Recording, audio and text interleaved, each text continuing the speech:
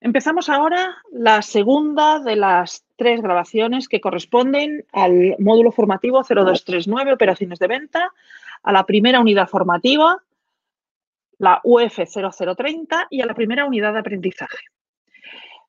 Dejamos el otro día el análisis del entorno, el macroentorno y el microentorno, y ahora vamos a pasar a hablar del sector comercial, de los aspectos que tienen que ver con el sector comercial.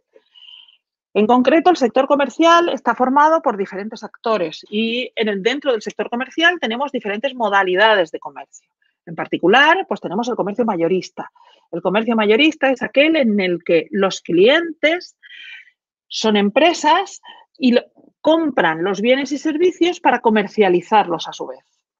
En el comercio minorista, se entiende por comercio minorista aquel en el que el cliente, el comprador, es un consumidor final que puede ser un particular o puede ser también una empresa. Si una empresa compra productos y servicios para consumirlos directamente y no para revenderlos, se considera también comercio minorista. También podemos hablar, dependiendo de dónde se desarrolle el comercio, de comercio interior o comercio exterior. Comercio interior es el que se da dentro de un mismo país y comercio exterior es el que se da entre varios países. Por otro lado, dentro del comercio exterior o incluso del comercio interior también, el comercio puede ser terrestre, marítimo o fluvial. También puede haber comercio aéreo. Es dependiendo de por qué canal se muevan las mercancías. Por supuesto, y lo veremos mucho más adelante en este módulo, existe también el comercio electrónico. Si el soporte no es un soporte físico como el que estamos viendo, sino es un soporte digital. Y también existe el comercio por cuenta propia o el comercio por comisión. ¿De qué estamos hablando aquí? El comercio por cuenta propia es cuando yo compro los bienes o servicios que a mi vez voy a vender. Mientras que el comercio por comisión es aquella actividad comercial en la que yo intervengo entre un vendedor y un comprador. Los productos no son míos, lo que hago es poner en contacto al vendedor con el comprador. Y una vez que se materializa la operación comercial, pues recibo una comisión por esa intermediación. Como actividad os propongo que hagáis una reflexión, que es analizar el sector comercial en España. Es decir, entrar en Internet y buscar información. ¿Cómo es el sector comercial en España? ¿Qué tipo de establecimientos hay? ¿Existe mucho comercio internacional? Muchas de las empresas españolas son empresas exportadoras. Os animo a que pongáis lo que hayáis descubierto, lo que descubráis en esta indagación, en los comentarios.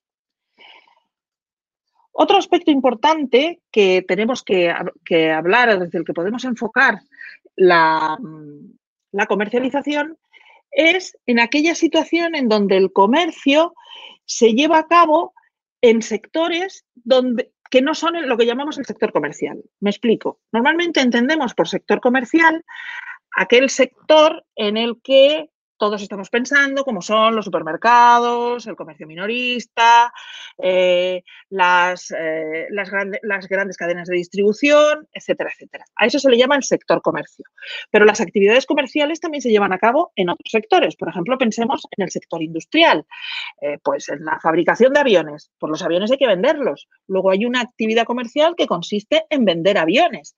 Hay una actividad comercial que consiste en vender petróleo. Hay una actividad comercial que consiste en vender maquinaria para envasar refrescos, etcétera, etcétera, etcétera. Es decir, estamos hablando que la actividad comercial también se lleva a cabo en sectores que no son el puro sector comercial. Normalmente, cuando en estos sectores se lleva a cabo actividad comercial, se suele llevar a cabo por medio de los departamentos comerciales. Y en los departamentos comerciales, la estructura que suelen tener, la estructura tiene que dar respuesta a las siguientes actividades: a la planificación y control de la actividad, a la investigación de los mercados, saber lo que está pasando. Hablamos en la presentación anterior de que había que estar atento a lo que pasaba en el mercado. Bueno, pues el departamento comercial es quien investiga el mercado. Por supuesto, la publicidad y la promoción, es decir, la comunicación con el mercado, el contar al mercado quiénes somos, qué hacemos, qué vendemos. etcétera, etcétera. Y luego, por supuesto, dentro del departamento comercial está la propia actividad de ventas propiamente dicha, es decir, el llevar a cabo las transacciones comerciales.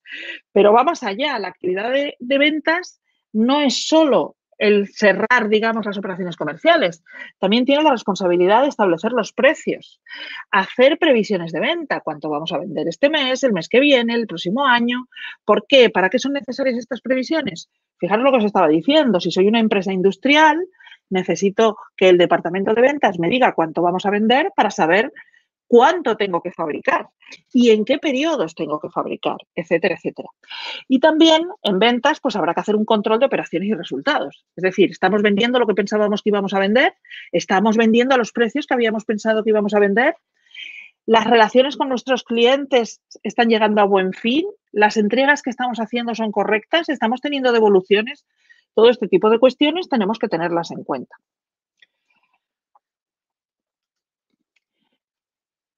Dentro de las relaciones comerciales, otro aspecto que también tenemos que valorar y tomar en consideración son las tipologías de consumidores. Y fijaros, esto cuenta para consumidores del sector comercial y para consumidores o clientes de los sectores industriales. Es exactamente lo mismo. Los consumidores son de diferentes tipos y compran de alguna manera por diferentes motivaciones que veremos después. Tenemos consumidores que son leales a una marca. Son aquellos consumidores que normalmente tienen unas ciertas marcas que para ellos tienen los valores que valoran, valga la redundancia, y entonces les proporcionan seguridad y confianza. Es muy difícil hacer cambiar a estos consumidores a otras marcas. Luego, por supuesto, también tenemos consumidores sensibles al precio. En este caso, lo importante no es la marca, sino el precio. Estoy dispuesto a renunciar a esa confianza que me puede proporcionar una marca en favor de un precio más interesante. Y luego también es verdad que tenemos consumidores que pueden resultar impulsivos, es decir, que toman la decisión de compra pues, porque ahora mismo me ha surgido una necesidad, no lo pienso mucho, porque creo que no tengo tiempo para tomar la decisión. Y normalmente en este caso, pues ni hay una focalización por una marca, ni siquiera hay una previsión de precio. Si pensamos en estas tres tipologías, por supuesto hay más tipologías, pero digamos que estas tres son las básicas, seguro que ya nos hemos dado cuenta que en los entornos industriales, en los sectores industriales, el impulsivo en general no existe. En todo caso, el impulsivo existe cuando tiene una necesidad perentoria.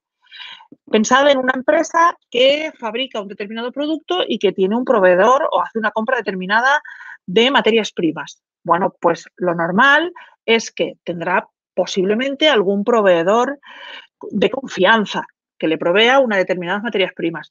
Pero a lo mejor no, a lo mejor esa materia prima es una materia prima genérica. Imaginad que es una empresa constructora, una empresa del sector de la construcción que compra arena o que compra cemento. Bueno, pues a lo mejor no utiliza una marca, sino que compra por precio y normalmente compra pues el producto que está en oferta. Normalmente en estos sectores el comprador impulsivo no tiene mucho sentido, salvo ya digo que exista una necesidad perentoria. Se me ha acabado algo y entonces compro al primero que me lo provea, independientemente de que si es mi proveedor habitual o si es el mejor precio. Entonces, bueno, pues estas tipologías de consumidores o de compradores las podemos tener en todos los sectores, aunque con una motivación un poco diferente, como veremos ahora. Normalmente las motivaciones de consumo se basan en motivos primarios o en motivos selectivos. Los motivos primarios responden a las necesidades básicas. Son las razones por las que pues, metemos verdura en la nevera, por ejemplo. Es decir, la compra de verduras, de comidas, pero incluso la compra de alimentación básica, de productos de higiene. Se suelen basar en motivos primarios. Y luego hay productos o servicios que se compran por motivos selectivos. Los motivos selectivos responden más bien a cuestiones aspiracionales. Aquí he puesto como ejemplo pues, los viajes, el ocio. Ojo, porque no necesariamente toda la comida se compra por motivos primarios. Por ejemplo, en un momento dado, alguien puede querer impresionar a otra persona y preparar una cena a base de productos gourmet. En este caso ya no estamos respondiendo a una necesidad básica, que es el hambre, sino que estamos respondiendo a una necesidad aspiracional. Hombre, y dependiendo de cuál sea la intención, pues esa necesidad aspiracional puede estar más clara o menos clara. También dentro de las motivaciones podemos encontrarnos una clasificación en función de en qué parte del cerebro, por así decirlo, estamos radicando esa motivación. Podemos tener motivos emocionales. A veces los motivos por los que hacemos una determinada adquisición pueden estar basados en emociones y no siempre positivas. Por ejemplo, puede ser el miedo. Las razones que nos mueven a instalar una alarma en casa, a comprar un dispositivo antirrobo, es el miedo. Pero también a veces puede ser la diversión, el ir a un determinado, pues un espectáculo cómico o comprar productos, juegos o productos de ocio que lo que van a proporcionarnos es diversión. Y luego tenemos los motivos racionales. Los motivos racionales son aquellos que se ponen en juego cuando tomamos en consideración pues, aspectos económicos o de utilidad. A ver, si necesito una aspiradora para mantener limpia mi casa, pues está basado en un motivo racional. Normalmente ahí no podemos hablar de motivos emocionales, ni siquiera aspiracionales. Estamos hablando de que hay un producto que tiene una utilidad y en función de esto hago la adquisición. De este mismo modo son por la compra de, por ejemplo, una lavadora, un plan de ahorro.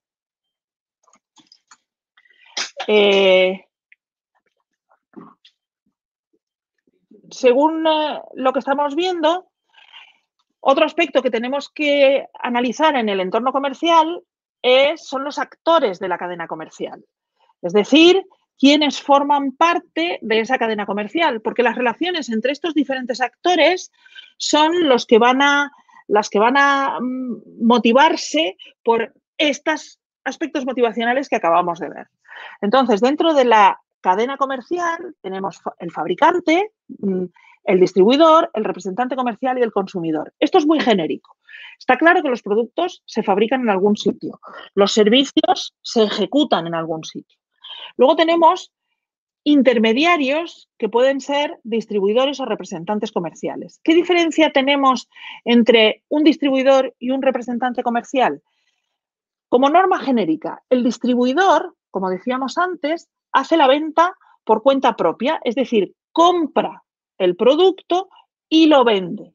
Mientras que el representante comercial vende por cuenta ajena, es decir, hace de intermediario entre las partes. Y finalmente, dentro de una cadena comercial podemos tener el consumidor final. Fijaros que los diferentes intermediarios de la cadena comercial, yo he puesto aquí un ejemplo en el que hay 4 casillas, pero puede haber varios distribuidores, varios representantes comerciales. Os propongo también, como hice anteriormente, que hagáis una actividad en la que describáis las características de todos los actores de la cadena comercial. Quiénes son, qué hacen, cómo se relacionan.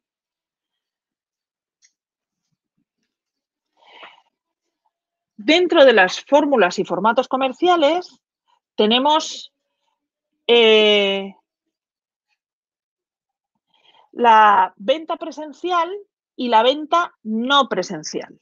Dentro de la venta presencial tenemos casos típicos como son las tiendas, por supuesto, que es la más conocida. Por supuesto, la venta ambulante, la visita comercial, es decir, aquel vendedor que visita al cliente, ferias, ventas a domicilio, etcétera. Y dentro de la venta no presencial, pues tenemos el telemarketing, la venta por catálogo, la venta online, el vending, que son las máquinas estas donde sacamos el café, los refrescos, etcétera. Y entonces, una vez más, os hago una propuesta. Buscad imágenes de ventas presenciales y no presenciales. Podéis subirlas, podéis poner el enlace de estas imágenes en los comentarios de la presentación. ¿Vale? Se trata de buscar ejemplos de estos negocios que he puesto anteriormente. Y por el momento lo vamos a dejar aquí. Seguiremos con una tercera presentación en la que seguiremos hablando del entorno comercial.